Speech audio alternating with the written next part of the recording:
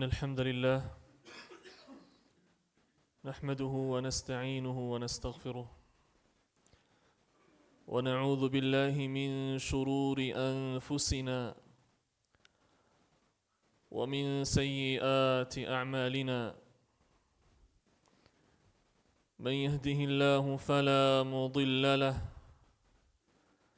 ومن يضلله فلا هادي له وأشهد أن لا إله إلا الله وحده لا شريك له وأشهد أن محمدًا عبده ورسوله اللهم صل على محمد وعلى آل محمد كما صليت على إبراهيم وعلى آل إبراهيم إنك حميد مجيد اللهم بارك على محمد وعلى آل محمد كما باركت على إبراهيم وعلى آل إبراهيم إنك حميد مجيد أما بعد فإن خير الحديث كتاب الله وخير الهدي هدي محمد صلى الله عليه وسلم وشر الأمور محدثاتها وكل محدثة بدعة وكل بدعة ضلالة وكل ضلالة في النار فأعوذ بالله من الشيطان الرجيم بسم الله الرحمن الرحيم فهل ينظرون إلا الساعة أن تأتيهم بغتة فقد جاء أشراطها فأنى لهم إذا جاءتهم ذكراهم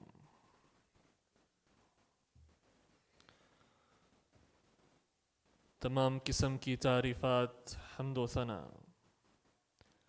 اللہ عز و جل کے لیے ہیں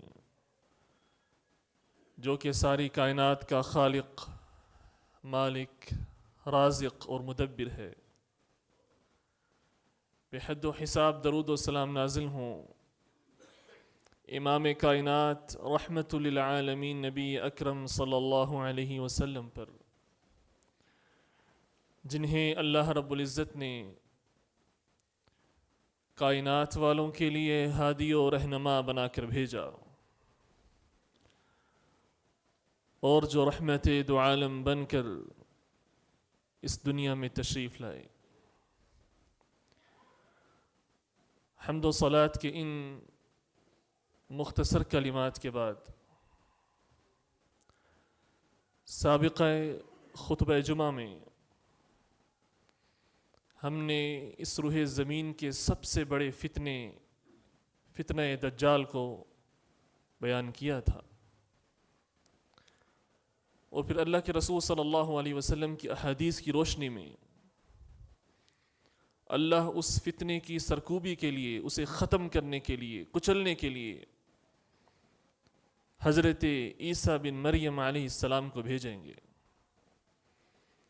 اور پھر وہ اس فتنے کا پیچھا کر کے اسے ختم کر ڈالیں گے اس میں سبق یہ ہے کوئی فتنہ کتنا بھی بڑا ہو کتنا بھی پھیل جائے لوگ اس سے کتنے بھی متاثر ہوں ہر دور میں اللہ کچھ اہل ایمان کو باقی رکھتا ہے ایک جماعت طائفہ منصورہ ہوتی ہے جو ایمان پر اسلام پر قائم رہنے والی ہوتی ہے جتنے مرضی فتنے آئیں جتنی مرضی آزمائشیں آئیں ہواؤں کا رخ جیسا بھی ہو جس طرف بھی ہو ہر حال میں وہ ایمان پر گامزن ہوتے ہیں اللہ کی رسی کو تھامنے والے ہوتے ہیں اور آگے بڑھنے والے ہوتے ہیں کائنات کے سب سے بڑے فتنے کی موجودگی کے باوجود ایک لشکر کا موجود ہونا اور حضرت عیسیٰ کا اس لشکر کی سربراہی کرنا، ان کا ایمان پر قائم رہنا، اس بات کی دلیل ہے کہ آج جتنے مرضی فتنے آ جائیں، آپ یہ دلیل نہیں دے سکتے کہ آج بچنا بڑا مشکل ہے، آج میرے لیے امپوسیبل ہے، محال ہے، مستحیل ہے کہ میں فلاں فتنے سے بچ سکوں یا اپنے آپ کو محفوظ رکھ سکوں یا اپنے ایمان کو بچا سکوں۔ یہ بات شریعت کے اصولوں کے خلاف ہے۔ اللہ ہر دور میں، ہر جگہ پر ایسے لوگوں کو بطور دلیل باقی رکھتا ہے کہ جو ساری امت کے لیے، باقی لوگوں کے لیے حجت ہوا کرتے ہیں کہ اگر یہ لوگ تمہارے آفس میں، تمہارے ساتھ، تمہارے بزنس میں شریک تھے، اگر یہ داڑھی رکھ سکتے تھے، یہ دین پر چل سکتے تھے، انہوں نے انہی اداروں سے تعلیم حاصل کی جہاں تم تعلیم حاصل کرتے تھے، تمہارے ساتھ بیٹھا کرتے تھے، تمہاری کلاس میں شریک ہوا کرتے تھے، یونیورسٹی میں تمہارے ساتھ تھے، اور اس کے باوجود بھی اگر یہ دین پر گامزن رہ سکتے تھے، اللہ نے ان کو استقامت عطا کی اور انہوں نے دین کے اصولوں کو نہیں چھوڑا، تمہارے پاس کیا دلیل ہے؟ تم کس منہ سے یہ دعویٰ کرتے ہو کہ ماحول ایسا ہے، فتنے اتنے ہیں، آزمائشیں اتنی ہیں، کیا کریں، بچنا مشکل ہے؟ نہیں، آپ دیکھ لیجئے، اللہ نے ہر ماحول میں، ہر جگہ پر ایسے بندے رکھے ہیں، وہ بندے جو اللہ کے لیے، اللہ کی دلیل ہوا کرتے ہیں تمام انسانوں کے لیے، باقی انسانیت کے لیے۔ تو یہ مثالیں دے کر جو اللہ نے بیان کیا ہے، اللہ کے رسول صلی اللہ علیہ وسلم نے اپنی احادیث میں بیان کیے ہیں فتنے، اور پھر ان اہل ایمان کا ذکر کیا ہے کہ جو ان فتنوں میں قائم رہیں گے، باقی رہیں گے اور اپنے ایمان کو بچا کے رکھیں گے، یہ ہم سب کے لیے سبق ہے کہ جتنے مرضی فتنے بڑھ جائیں، آزمائشیں بڑھ جائیں، ایمان کا دامن کبھی نہیں چھوڑنا۔ سب سے بڑی دولت جو انسان جمع رکھ سکتا ہے، جو انسان اس دنیا سے لے کر جا سکتا ہے، جو انسان کے پاس باقی رہے گی، وہ ایمان کی دولت ہے۔ اس لیے امام ذہبی رحمہ اللہ تعالی کتنے بڑے محدث ہیں،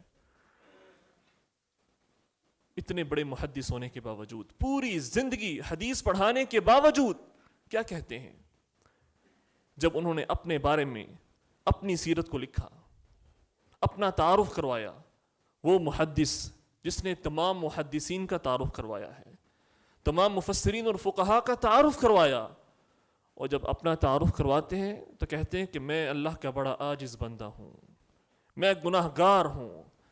ذہبی کی صرف ایک خواہش ہے، ذہبی کی خواہش یہ ہے کہ اللہ اس حال میں اس کی روح کو قبض کرے کہ اس کا ایمان باقی ہو، بس یہ ایمان کی دولت ہے جو باقی ہے۔ اگر انسان کے پاس موجود ہے، یہ جمع پونجی انسان کے کام آنے والی ہے۔ تو فتنوں کے اندر، آزمائشوں کے اندر اس ایمان کی فکر کرنا، ہمیشہ اس فکر میں رہنا کہ کہیں ایسا نہ ہو کہ مجھ سے یہ دولت چھن جائے، یہ میری جو جمع پونجی ہے نمازوں، عبادات کی صورت میں جو میں نے اکٹھی کی ہے، کہیں ایسا نہ ہو کہ یہ ضائع ہو جائے۔ اس کی فکر میں رہنا، ہمیشہ فکر مند رہنا، یہ بھی عبادت ہے، یہ غور و خوض بھی عبادت ہے۔ اور اللہ کے رسول صلی اللہ علیہ وسلم نے اپنی احادیث میں بیان کیا ہے کہ یہ فتنے ایسے ہیں کہ جب شروع ہوں گے، یہ نشانیاں شروع ہوں گی، یہ علامات ظاہر ہوں گی، تو بے در پہ ظاہر ہونا شروع ہو جائیں گی۔ جیسے ایک دھاگے میں موتی ہوتے ہیں، اور اگر اس دھاگے کو کاٹ دیا جائے، پے در پہ موتی اس دھاگے سے گرتے ہیں۔ فرمائیں اسی طرح قیامت کی علامات ہیں، جب ایک علامت ظاہر ہوگی، پے در پہ علامات کا ظہور ہوگا، جس طرح کسی دھاگے سے موتی گرتے ہیں۔ اور پھر قیامت کب آ جائے، کیسے آ جائے، کسی کو نہیں معلوم، اس کا علم اللہ کے پاس ہے، لیکن یہ علامات اور ان کا ظہور شروع ہو جائے گا۔ اور پھر جب اس روح زمین سے سب سے بڑے فتنے دجال کا خاتمہ ہوگا، حضرت عیسیٰ وہ حکومت کو قائم کریں گے، عدل و انصاف کے نظام کو قائم کریں گے، تو وہ کون کون سے امور ہیں جن کی وہ اس روح زمین پر تنفیذ کریں گے۔ صحیح بخاری اور مسلم کی حدیث ہے، حضرت ابو ہریرہ رضی اللہ تعالی عنہ اس حدیث کے راوی ہیں، اللہ کے رسول نے ارشاد فرمایا والذی نفسی بیدہ لیوشکن ان ینزل فیکم ابن مریم، اس ذات کی قسم جس کے ہاتھ میں مجھ محمد صلی اللہ علیہ وسلم کی جان ہے، ان قریب تم میں عیسیٰ بن مریم آئیں گے، حکمن عدلا، سب سے پہلی چیز وہ عدل کی حکومت قائم کریں گے، عدل کے ساتھ فیصلے کرنے والے ہوں گے۔ فیکسر الصلیب، دجال کو قتل کرنے کے بعد پہلا کام کیا کریں گے؟ صلیب توڑیں گے۔ وہ صلیب جس کو عیسائیوں نے حضرت عیسیٰ کی علامت بنا رکھا ہے، جس کے سامنے جھکتے ہیں، جس کو گلے میں پہنتے ہیں، جس کی عبادت کرتے ہیں، اور جس کی بنیاد پر انہوں نے ایک مذہب قائم کیا ہوا ہے، جس فلسفی پر انہوں نے ایک مذہب قائم کیا ہوا ہے، اس علامت کو حضرت عیسیٰ توڑ ڈالیں گے۔ یہ اعلان کریں گے کہ آج کے بعد یہ مذہب عیسائیت ختم ہو چکا ہے، میں آ چکا ہوں، تمہارے درمیان موجود ہوں۔ دوسری چیز وہ یقتل الخنزیر، حضرت عیسیٰ خنزیر کو قتل کریں گے، اس کا خاتمہ کریں گے، یہ پیغام دینے کے لیے کہ تم جو دعوے دار تھے کہ تم میری انجیل کے ماننے والے ہو، میرے پیروکار ہو اور میرے راستے پر چلنے والے ہو، اس کے باوجود تم نے ان کاموں کو حلال کیا جن کو میں حرام کر کے گیا تھا، ان چیزوں کو کھایا جو میری شریعت کے اندر بھی حرام تھیں، ناجائز تھیں، وہ علامت کے طور پر خنزیر کو قتل کریں گے۔ وَيَضَعُ الْجِزْيَةَ، اسی طرح حضرت عیسیٰ جزیہ کو ختم کر دیں گے۔ جزیہ کو ختم کرنے کا مطلب کیا ہے؟ حضرت عیسیٰ کی طرف سے اعلان ہوگا کہ روح زمین پر جتنے بھی کفار ہیں جو شریعت سے روگردانی کرنے والے ہیں، آپ صلی اللہ علیہ وسلم کی شریعت کو ماننے والے نہیں ہیں، یا تو وہ شریعت کو مان لیں یا جہاد کے لیے تیار ہو جائیں۔ اب ان سے جزیہ یا ٹیکس وصول نہیں کیا جائے گا۔ اسلام میں ایک تیسرا آپشن بھی ہے کہ اگر کفار رہنا چاہیں امن کے ساتھ مسلمانوں کی بستی میں، وہ ٹیکس دیں، جزیہ دیں اور امن و سکون کے ساتھ رہ سکتے ہیں۔ لیکن حضرت عیسیٰ اعلان کر دیں گے کہ اب کوئی کافر اس روح زمین پر باقی نہیں رہے گا، یا آئیں ہمارے ساتھ جہاد کریں، جس کو اللہ زمین پر غلبہ عطا کرے گا وہ رہے گا، یا وہ دائرہ اسلام میں داخل ہو جائیں۔ وَيَفِيضُ الْمَالِ، اور جب وہ عدل کی حکومت قائم کریں گے تو جو مال کی قلت پیدا ہوئی تھی دجال کے آنے سے قبل، جو مال کی قلت پیدا ہوئی تھی، اللہ وہ مال کی قلت ختم کر دے گا، کہ ساری ختم ہو جائے گی، مال اتنا بڑھ جائے گا حتی لا يقبلہ احد، یہاں تک کہ مال وصول کرنے والا کوئی بندہ نہیں ہوگا۔ ایک انسان اپنے گھر سے نکلے گا، اس کے پاس مال زکوٰۃ ہوگا، کسی کو زکوٰۃ دے، اور زکوٰۃ وصول کرنے والا کوئی نہیں ہوگا، اتنی مال کی فراوانی ہوگی۔ لیکن فرمایا چونکہ وہ قرب قیامت کے اوقات ہوں گے، وہ ٹائم قرب قیامت کا ہے، تو فرمایا حتی تکون السجدۃ الواحدہ خیر من الدنیا وما فیہا، حتی تکون السجدۃ الواحدہ خیر من الدنیا وما فیہا، ایک سجدہ کرنا، اللہ کے سامنے ایک دفعہ جھکنا، اپنی جبین کو زمین پر لگانا، دنیا وما فیہا سے بہتر ہوگا۔ فتنے ہوں گے، آزمائشیں ہوں گی، لوگ پھر بکھریں گے، یہاں وہاں جائیں گے، ان حالات کے اندر اللہ کے سامنے جھکنا، عبادت کرنا، سر کو جھکانا، ایک اللہ کا حکم ماننا، یہ دنیا وما فیہا سے بہتر ہوگا۔ اور پھر صحیح مسلم کی حدیث کے اندر اس کے بعد کے حالات کو اللہ کے رسول صلی اللہ علیہ وسلم نے بیان کیا ہے کہ جب حضرت عیسیٰ دجال کو ختم کر دیں گے، زمین پر نظام عدل قائم ہو چکا ہے، مال کی فراوانی ہے، اللہ نے ہر دکھ کو دور کر دیا ہے، اور لوگ ابھی اسی حالت میں ہوں گے۔ اذ اوحى اللہ الی عیسیٰ انی قد اخرجت عبادا لی، اسی درمیان حضرت عیسیٰ کو اللہ پاک پیغام دے گا، حضرت عیسیٰ کے پاس وحی آئے گی، پیغام آئے گا۔ وہ کیا الہام اور پیغام آئے گا؟ اللہ تعالیٰ کہیں گے کہ میں نے اپنے کچھ بندوں کو نکال دیا ہے، میری ایک مخلوق ہے جو تمہارے درمیان آ چکی ہے، اور وہ ایسی مخلوق ہے کہ تم میں سے کسی میں طاقت نہیں ہے کہ اس کا مقابلہ کر سکو، اس کے سامنے ٹھہر سکو۔ ایک اور آزمائش، آزمائش در آزمائش، آزمائش پہ آزمائش۔ اب ایسی مخلوق آ چکی ہے تم اس کا مقابلہ بھی نہیں کر سکتے۔ فحرز عبادی الی الطور، آپ میرے بندوں کو لے کر طور کی طرف چلے جائیں۔ جبل طور، وہ مقام جہاں پر حضرت موسیٰ نے اللہ سے کلام کیا تھا۔ اب حضرت عیسیٰ سے اللہ کہے گا کہ میرے بندوں کو لے کر وہاں پر پہنچ جائیں، وہ مقام جہاں پر حضرت موسیٰ نے اللہ سے کلام کیا تھا۔ کلم اللہ موسیٰ تکلیما۔ پھر کیا ہوگا؟ فرمایا وَيَبْعَثُ اللَّهُ یأجوج ومأجوج، اللہ پاک یاجوج ماجوج کو بھیج دیں گے۔ وَهُم مِّن كُلِّ حَدَبٍ يَنْسِلُونَ، وہ اتنی کثرت سے آئیں گے کہ ہر ٹیلے سے اتر رہے ہوں گے، جس طرح کیڑے مکوڑے اترتے ہیں، اتنی کثرت کے ساتھ وہ ہر جگہ پر گھس جائیں گے، پوری زمین میں پھیل جائیں گے۔ یہاں تک کہ حدیث میں آتا ہے کہ ان کا گزر دریا طبرستان سے ہوگا۔ دریا طبرستان جو کہ شام کے اندر ہے، جو حالیہ اسرائیل ہے اس کے اندر موجود ہے۔ دریا طبرستان سے وہ گزریں گے، یہاں تک کہ ان کے لشکر کا جو اگلا حصہ ہے وہ سارے کے سارے دریا کے پانی کو ختم کر دے گا، سارے دریا کے پانی کو پی کر ختم کر دیں گے۔ اور ان کے لشکر کا پچھلا حصہ جب وہاں پر پہنچے گا تو وہ یہ کہیں گے شاید کسی وقت یہاں پر پانی ہوتا ہوگا، ابھی نہیں ہے، دریا سوکھ چکا ہے۔ انہیں کیا پتا کہ ہمارا ہی لشکر جس کا اگلا حصہ یہاں سے گزرا ہے اس نے یہ پانی پی کر ختم کر دیا ہے۔ اتنی کثرت سے وہ آئیں گے اور اس طرح زمین پر وہ حملہ آور ہوں گے۔ اب حضرت عیسیٰ وہ محصور ہو جائیں گے، اپنے ساتھیوں کو لے کر چھپ جائیں گے، قلعوں میں چلے جائیں گے۔ فرمایا حتی یکون رأس الثور خیرا من 100 دینار، اور پھر سے وہی دور شروع ہو جائے گا، قلت کا دور۔ یہ ہے آزمائشیں، کبھی اللہ دے رہا ہے، کبھی لے رہا ہے، پھر مل رہا ہے، پھر چھن رہا ہے، اب پھر قلت کا دور آ گیا۔ اب مجھے بتائیں یہاں پر اگر ایمان والے نہ ہوں، ہمارے جیسے ہوں جو ملنے پہ خوش ہیں، چھننے پہ ناراض ہیں، اور وویلا کرنے والے ہیں، ہائے میرا سارا کچھ چلا گیا، میرے پاس یہ تھا، میرے پاس یہ تھا، اللہ نے سب کچھ چھین لیا، یہ اللہ نے ہمیں عطا کیا ہے۔ یہ والدین بھی اللہ کی نعمت ہے، یہ اولاد بھی اللہ کی نعمت ہے، یہ انسان جو اللہ نے رشتے بنائے ہیں یہ سارے اللہ کی طرف سے ہیں۔ اللہ چاہے تو چھین سکتا ہے، اللہ کو کوئی نہیں پوچھ سکتا۔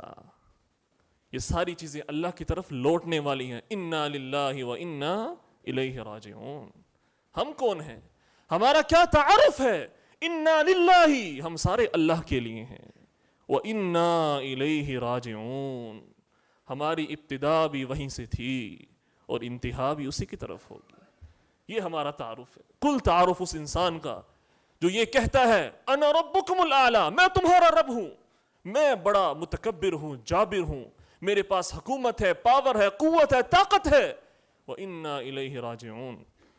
اللہ کہتے ہیں کہ جب موت آتی ہے، غوطے لگتے ہیں نا پانی کے اندر، الآن وقد عصیت قبل وکنت من المفسدین، ساری وہ خدائی کے دعوے اور تکبرانہ دعوے وہ سارے کے سارے نکل جاتے ہیں، انسان بھول جاتا ہے۔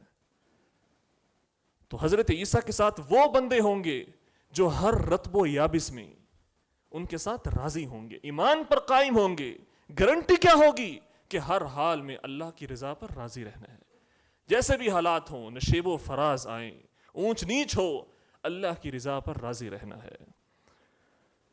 اور وہ اتنے تنگ حالات ہوں گے کہ جب یجوج مجوج نکل چکے ہیں، حضرت عیسیٰ اپنے ساتھیوں سمیت محصور ہو چکے ہیں، حدیث میں آتا ہے کہ اس وقت ایک گائے یا بیل کا سر، اس کی قیمت ان کے ہاں 100 دینار سے زیادہ ہوگی۔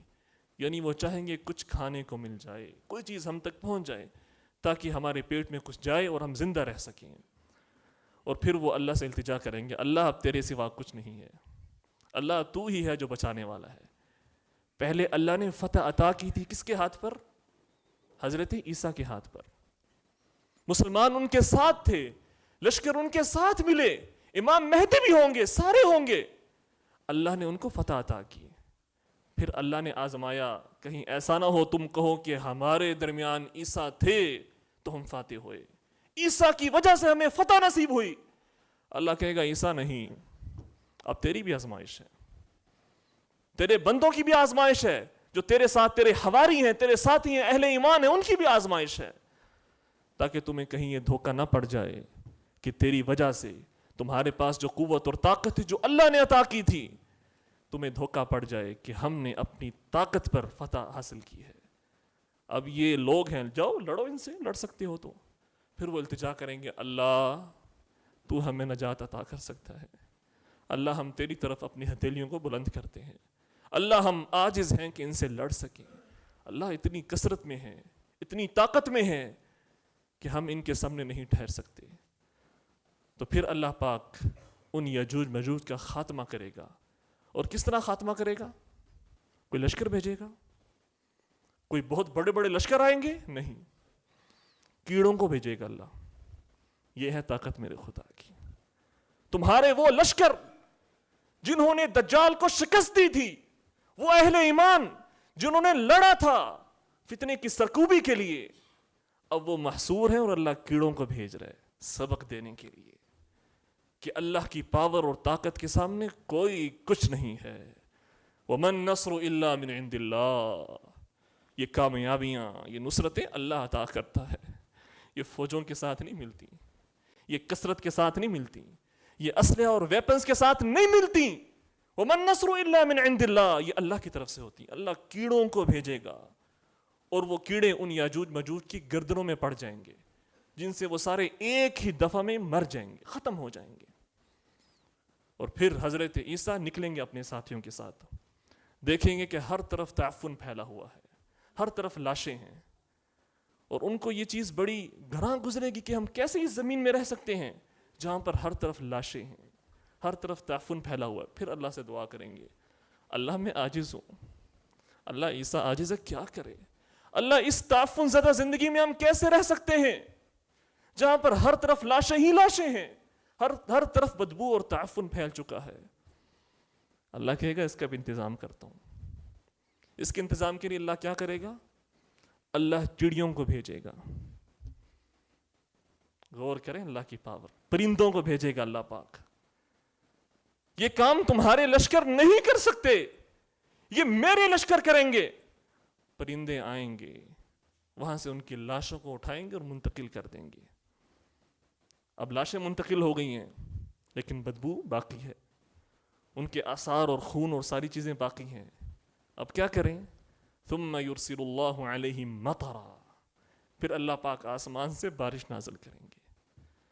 وہ چیزیں یا وہ کام جو انسان نہیں کر سکتے، جہاں پر انسان عاجز آ جاتے ہیں، جتنی مرضی ٹیکنالوجی ایڈوانس ہو جائے۔ امریکہ میں آگ لگی ہے نا، کتنی ٹیکنالوجی ہے، کتنے بڑے بڑے ان کے دعوے ہیں، عاجز آگے تھے کہ نہیں آئے؟ ان کے ہاتھ کھڑے ہوئے کہ نہیں کھڑے ہوئے؟ کیا انہوں نے التجا نہیں کی بارش کے لیے کہ ہائے کاش بارش اگر نازل ہو جائے، بارش اتر جائے تو ہم بچ سکتے ہیں، ورنہ ہمارا اربوں ڈالرز کا نقصان ہو چکا ہے۔ اللہ بارش برسائے گا اور وہ بارش ساری روح زمین کو صاف کر دے گی، جس طرح ایک حوض ہوتا ہے، اور پھر دوبارہ زمین میں خوشحالی لوٹ آئے گی۔ پھر اللہ پاک حضرت عیسیٰ اور ان کے لشکر کو خوشحالی والا دور دکھائیں گے۔ پھر وہ اس حالت میں ہوں گے، خوشحالی کی زندگی گزار رہے ہوں گے۔ پھر اللہ پاک ایک پاکیزہ ہوا کو بھیجے گا، جو پاکیزہ ہوا ان کی بغلوں کی نیچے سے آئے گی اور ان کو پکڑ لے گی، اور ہر وہ بندہ جس کے دل میں ایمان ہوگا وہ اس ہوا کی زد میں آ کے مر جائے گا۔ اللہ تعالیٰ ہر اہل ایمان کی روح کو قبض کر لے گا۔ فَيَبْقَى شِرَارُ الْخَلْقِ، اب یہاں سے روح زمین پر وہ لوگ باقی رہیں گے جو بدترین ہوں گے، بدترین مخلوق وہ باقی رہے گی، باقی سارے کے سارے فوت ہو جائیں گے۔ اور پھر ان کے بارے میں اللہ کے رسول صلی اللہ علیہ وسلم نے ایک دوسری حدیث میں بیان کیا جو مصنف ابن ابی شیبہ کی روایت ہے۔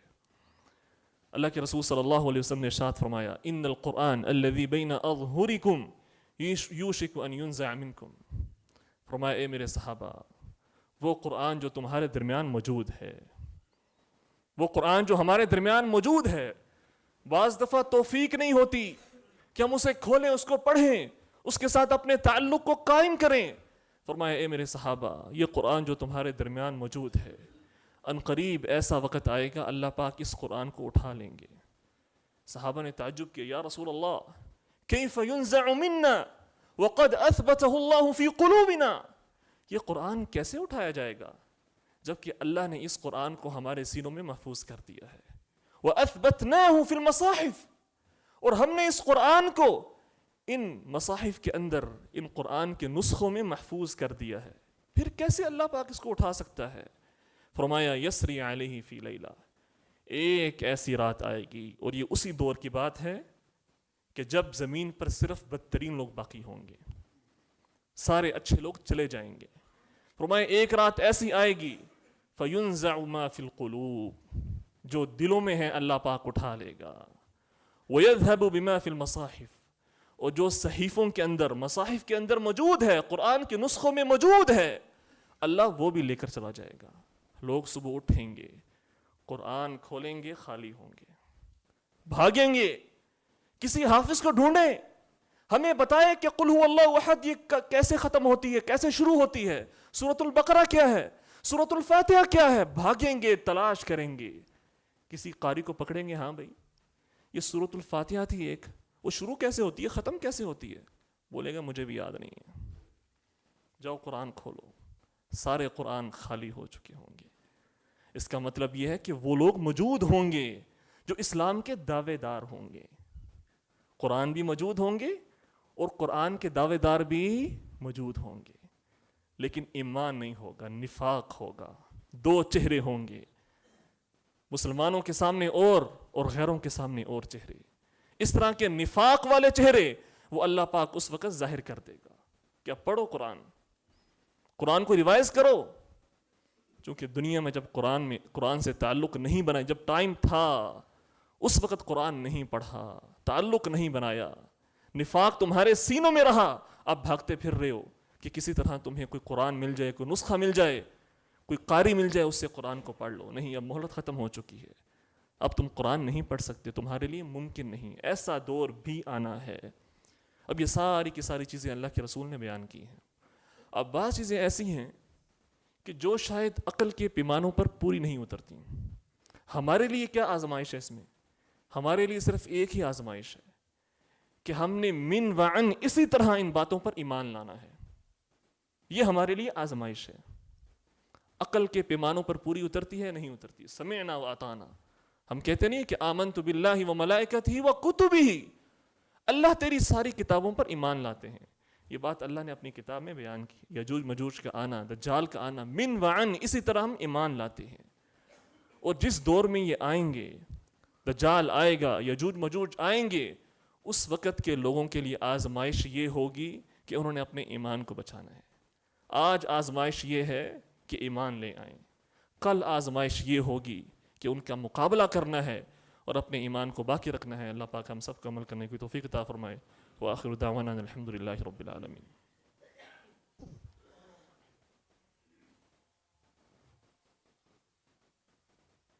إن الحمد لله نحمده ونستعينه ونستغفره ونعوذ بالله من شرور أنفسنا ومن سيئات أعمالنا، من يهده الله فلا مضل له ومن يضلل فلا هادي له، وأشهد أن لا إله إلا الله وحده لا شريك له، وأشهد أن محمدا عبده ورسوله.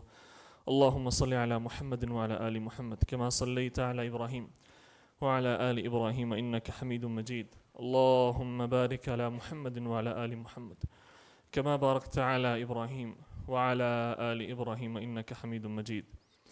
ایک اہم اعلان ہے کہ ہمارے محترم بھائی مقبوضہ کشمیر کے مجاہد کمانڈر، سابق چیئرمین متحدہ جہاد کونسل جناب تنویر الاسلام صاحب، پچھلے دنوں ان کی والدہ کا انتقال ہو چکا ہے. انا للہ و انا الیہ راجعون.